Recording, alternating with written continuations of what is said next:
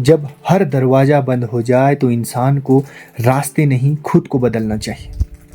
जय हिंद दोस्तों, मेरा नाम है राजू जोशी। मैं उत्तराखंड के पिथौरागढ़ से हूं और आप देख रहे हैं चार भाइयों का संघर्ष। दोस्तों, कल की वीडियो में मैंने बताया था कि जब तमाम भर्तियों में मैं जो है बार बार असफल हो रहा था, तो अब मैं अपने जीवन के, अपने करियर की लास्ट भर्ती तक पहुंच गया था।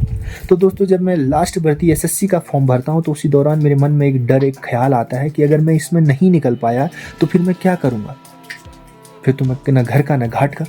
तो दोस्तों, उसी समय मेरे मन में एक प्लान बी आता है जो मैं पहले से सोच रहा होता हूँ, लेकिन उस दौरान आता है कि यार मुझे इसके ऊपर मेहनत करनी चाहिए। अगर मैं इस एसएससी में भी नहीं निकल पाऊंगा तो कम से कम कोई दूसरा ऐसा ऑप्शन हो जिससे मैं जो है अपनी दिनचर्या, अपना जीवन चला सकूं। तो दोस्तों, प्लान बी होता है बीएड।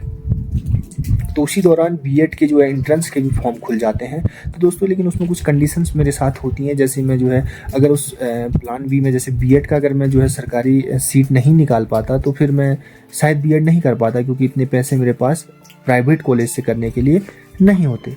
तो दोस्तों, प्लान बी ऐसा रखें जो आप जो है अचीव कर सकें। ऐसा ना हो कि वो प्लान ए से ज़्यादा स्ट्रॉन्ग हो। ऐसा हो सकता है कि उसमें थोड़ा सा आपको समय मिले, थोड़ा सा मेहनत ज़्यादा पड़े, पर ऐसा हो कि आप उसे अचीव कर सकें। इसलिए प्लान भी थोड़ा सा उससे छोटा रखा जा सकता है। तो मैं आज के इस कंपटीशन के दौर में हर एक प्रतियोगी से जो है ये कहना चाहता हूँ कि अगर आप जो है तैयारी कर रहे हैं तो ज़रूर आप अपने प्लान ए के लिए बहुत मेहनत कीजिए, लेकिन उसके साथ प्लान बी जो है ज़रूर तैयार रखिए।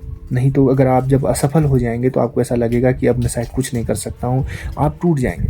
दोस्तों, उस समय मेरा जो है अंतिम समय में लिया गया वो फैसला जिसने मुझे बहुत मदद की। तो उसके बाद दोस्तों, मैं आज आपको बताने जा रहा हूँ, क्योंकि मेरा जो है बीएड का जो है एंट्रेंस निकल गया था और मेरे सपने के मुताबिक जो मैंने सोच रखा था, मेरे डिस्ट्रिक्ट में ही मुझे जो है सरकारी सीट चाहिए थी और मुझे वो मिल भी गई थी दोस्तों। हालांकि मैंने उसके लिए मेहनत बहुत ज़्यादा की, बट फाइनली मुझे वो जो है मिल गया था। तो दोस्तों, उसके बाद होता ये है कि कुछ दिनों में एसएससी का भी रिजल्ट आ जाता है। अब एसएससी का रिजल्ट आता तो दोस्तों, खुशी की बात ये थी कि मेरा यहाँ भी सिलेक्शन हो गया। सिलेक्शन दैट मीन्स कि मेरा जो है रिजल्ट में अच्छे मार्क्स आ गए थे। तो मुझे ऐसा लगा था कि अगर इस बार मैं मेडिकल और फिजिकल कर जाऊँगा तो मेरा जो है सिलेक्शन हो जाएगा, क्योंकि इतने अच्छे मार्क्स थे तो मुझे यकीन हो गया था। दोस्तों, हर बार का हम मेरिट का हिसाब लगा लेते हैं कि कितने तक लगभग जाती है, तो उस हिसाब से मेरे काफ़ी अच्छे मार्क्स थे। लेकिन दोस्तों, जब तक मुझे पता था क्योंकि एसएससी में तो काफ़ी समय लगने वाला है, तो मैं उस समय बीएड का जो है एडमिशन शुरू हो जाते हैं और बीएड में एडमिशन ले लेता हूँ। दोस्तों, बहुत समय बाद रेगुलर क्लास है, क्योंकि बीएड में आपको पता है कोट पैंट और टाई तो मेरे जीवन में पहली बार हुआ था। तो मैं इतना खुश था कि मानो ऐसा लगा कि एक डिसिप्लिन लाइफ, एक प्रोफेशनल जो है लाइफ मुझे मिल गई है। कॉलेज में जो है डेली रूटीन पे जाना और वहाँ पे क्लासें पढ़ना, मतलब एक अलग ही फीलिंग थी दोस्तों। ऐसा लग रहा था कि मानो अब फौज का सपना कहीं दब सा गया। लेकिन दोस्तों, कभी कभी जब मुझे पैसे की तंगी होती तो मुझे रह रह कर फौज का ख्याल आता कि यार एक फौज की नौकरी ऐसी थी जो मुझे बहुत कम समय में जो है सब कुछ दे सकती थी। हालांकि मेहनत तो पड़ती, पर इसलिए मुझे हमेशा जो है फौज का ही ख्याल आता था। खैर, अब मैं क्लासें जाने लगा दोस्तों, डेली बीएड में मुझे अच्छा लगने लगा और वहाँ पे क्या है पढ़ाई होती थी, मतलब एक बहुत अच्छा माहौल वहाँ पे बना, दोस्त बने, तो बड़ा अच्छा जो है वहाँ पर महसूस होता था। तो फिर मुझे उस बीच फ़ौज का ख्याल नहीं आने लगा। तो दोस्तों, लेकिन मुझे वहाँ सबसे बड़ी समस्या आ रही थी कि अपने खर्चे को चलाने की। तो दोस्तों, मैं क्या करता था उस समय, जब मैं आपको बताया ना, जीवन में की हुई हर एक चीज़ हमारे काम आती है। जब मैं हल्द्वानी में प्राइवेट नौकरी कर रहा था तो उस दौरान मैंने बाइक सीखी हुई थी। तो दोस्तों, उस समय मैंने क्या किया कि मैं वहाँ पर पिथौरागढ़ में मेरे पास पुरानी बाइक हुआ करती थी, तो मैं उससे लोगों को सिखाता था। तो कई लोग पैसा दे देते, तो कई लोग गाड़ी में जो है तेल भर लेते थे। उससे होता ये था कि जब मैं कॉलेज को आना जाना, मेरा जो तेल था उस गाड़ी में जो बचा रहता था उसी से चल जाता था। कुछ लोग अगर पैसा दे देते थे तो उससे मेरा खर्चा चल जाता था। लेकिन दोस्तों, बड़ी समस्या थी। मैं आपको एक चीज़ और बताना चाहता हूँ, क्योंकि जब मेरा बीएड इंट्रेंस निकला था तो उसी के साथ मेरे बड़े भैया का भी बीएड इंट्रेंस निकला था, क्योंकि हम दोनों भाइयों ने साथ में दिया था।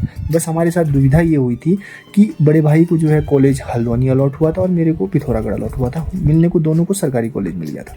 दोस्तों, खुशी की बात तो थी, लेकिन समस्या ये थी कि उस समय हमें खर्चा चलाना बड़ा मुश्किल हमारे लिए हो रहा था, क्योंकि जितनी कम फीस पड़ती थी 2-3-4 हज़ार, तो वो भी हमारे लिए जुटाना बहुत मुश्किल था। उससे पहले तो हम जैसे भर्तियों में जाते तो कहीं झाड़ी मजदूरी करते थे। अब लेकिन बीएड के दौरान तो दोस्तों आप जानते हैं वहाँ पे रेगुलर क्लासेस जाना होता, तो उस समय हमें इतना मौका नहीं मिलता था कि हम कहीं पर काम कर पाएँ। खैर, जैसे तैसे चलता रहा, तो 2-4 महीने गुजर गए और बीएड में बहुत अच्छा मन भी लगने लगा।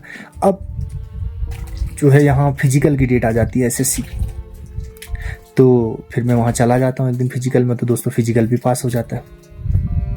तो फिर उसके बाद फिर आता हूँ, फिर बीएड में जो दोस्तों पढ़ाई चलते रहती है। लेकिन एक रोज़ कॉलेज में जो है एक फंक्शन था, शायद जो लास्ट सेम वाले थे उनके विदाई समारोह चल रही होगी, तो दोस्तों वहाँ पर मुझे कुछ बोलने का मौका मिला था। तो उस समय सभी को जो है, जितने भी हम बीएड में जो एस्पिरेंट जितने भी लोग क्लास जाते थे, तो हम लोगों को जो है वहाँ के प्राचार्य जो प्रधानाचार्य महोदय थे, उन्होंने एक क्वेश्चन किया था सभी से कि आप अपने जीवन में क्या बनना चाहते हैं। तो दोस्तों उस समय मैं सच कहूँ तो मेरे दिल से वही आया कि मैं एक जो है फौजी बनना चाहता था, तो आज भी बनना चाहता हूँ। तो उन्होंने मुझे बड़ा कड़क शब्दों में ये जवाब दिया, तो तुम आप यहाँ क्यों आए? फौज और ये टीचिंग, ये तो दोनों बीएड तो बहुत ही डिफरेंट हो गया, मतलब इनमें कोई तालमेल ही नहीं है। तो उस समय मैं उनको कहा कि सर बस मेरा सपना फ़ौज में जाना था। तो उन्होंने मुझे थोड़ा सा मतलब ऐसे वर्ड्स बोले थे जो मुझे बड़े हर्ट किए थे। हालांकि उनका कहना ठीक था, बट मुझे थोड़ा सा जो है वो ठीक नहीं लगा उस समय, क्योंकि मुझे वो मेरे जो है सपनों की तौहीन लग रही थी। खैर समय निकलता गया, लेकिन मुझे भी नहीं पता था कि अब मेरे तो मन में चल रहा था कि एसएससी की भर्ती मैंने दी है, क्या पता अगर कल मैं उसमें सिलेक्शन ले लूँ तो जब मैं इस बीएड कॉलेज से जो है अपना नाम कटाऊंगा तो उस समय शायद ये लोग खुद समझ पाएंगे। तो दोस्तों उस समय मैं सिर्फ इंतज़ार कर सकता था और वही मैं कर रहा था। खैर बड़े भैया हल्द्वानी से बीएड कर रहे थे और मैं पिथौरागढ़ से, तो हमारा कंटिन्यू चलता जा रहा था। तो दोस्तों उसी बीच हमारे घर में एक बहुत बड़ी खुशी आती है, जिससे हमारे सपनों में एक और उड़ान जो है बन जाती है, कि हमारे मन में एक चीज़ आ जाती है कि अब शायद हम कर पाएंगे। तो दोस्तों वो खुशी क्या थी वो मैं उसे आपको जो है अगली वीडियो में बताऊंगा।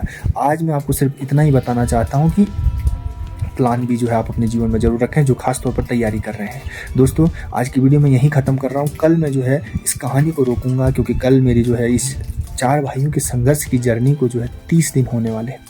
तो दोस्तों क्योंकि आपको पता है मतलब 1 महीना पूरा होने वाला है, क्योंकि मैंने जो है 26 तारीख को अपनी इस जर्नी का पहला दिन शुरू किया था। दोस्तों कल फिर से 26 तारीख है, तो कल मैं जो है आपके लिए कुछ एक विशेष वीडियो लाऊंगा, कुछ ऐसी बातें लाऊंगा जिसके कारण मैं इस जर्नी को स्टार्ट करने के लिए मजबूर हुआ। ऐसी क्या चीज़ें रही, और दोस्तों साथ ही मैं आपको ये भी बताऊँगा कि मेरा ये 1 महीने का सफ़र कैसे रहा, मैंने कैसे ये सब किया, सब कल साझा करूँगा। तो दोस्तों आप कल की वीडियो में ज़रूर आएँ। आज के लिए इतना ही। आपका दिन शुभ हो, मंगलमय हो। जय हिंद।